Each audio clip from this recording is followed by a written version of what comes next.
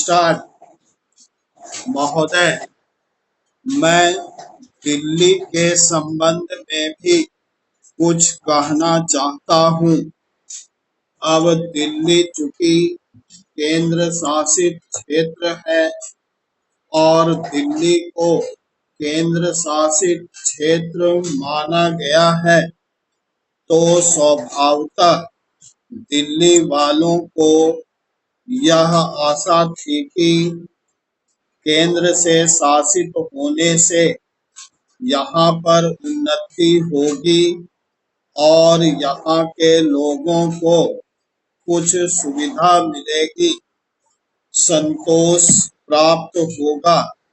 किंतु मैं यह देख रहा हूँ और लोगों में भी यह भावना बढ़ती जा रही है कि जब से यह केंद्र शासित क्षेत्र हुआ है, तब से शासन में निरंकुशता आने लगी है और लोगों की ओर ध्यान कम दिया जाने लगा है। इसलिए मैं यह कहना चाहता हूँ कि दिल्ली प्रशासन के पुनर्गठन के ऊपर पुनः जोर दिया जाना चाहिए और हो सके तो उसके लिए एक समिति बैठा दी जाए और उसके लिए सोचा जाए कि दिल्ली का प्रशासन किस तरह का होना चाहिए। मैं चाहता हूँ कि दिल्ली के प्रशासन के संबंध में आप विचार करें।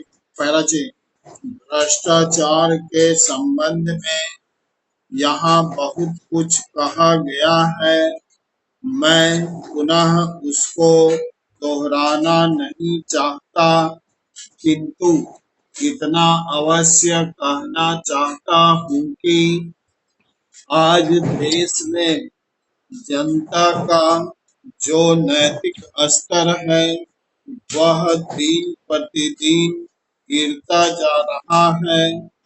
सरकार को यह सोचना चाहिए कि उनका वह नैतिक स्तर किस प्रकार उठाया जाए और किस तरह से लोगों की भावनाएं बदली जाए, किस तरह से लोगों में अनुशासन रह सके, इसके लिए सोचना अत्यंत आवश्यक है। हम जब भ्रष्टाचार की बात कहते हैं तब यह तो सभी मानते हैं और इसमें कोई दो राय नहीं है कि भ्रष्टाचार मौजूद है। छोटे से अधिकारी से लेकर बड़े अधिकारी तक यह फैला हुआ है।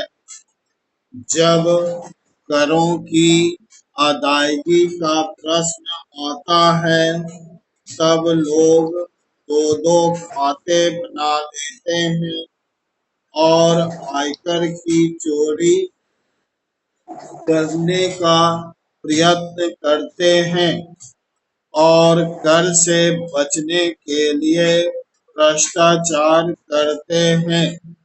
जैसे बगैर दोनों हाथ के ताली नहीं बज सकती, ठीक वही बात भ्रष्टाचार के संबंध में लागू होती है। भ्रष्टाचार के निवारण के लिए जितना अधिकारियों का कर्तव्य है, उतना ही कर्तव्य जनता का है। अधिकारियों को तो सतर्क रहना ही चाहिए, क्योंकि यह जो संसद है वह कानून बनाकर उनके हाथ में दे देती है उसका कार्यान्वयन करने के लिए जनता और नौकरशाही को सहयोग से कार्य करना चाहिए।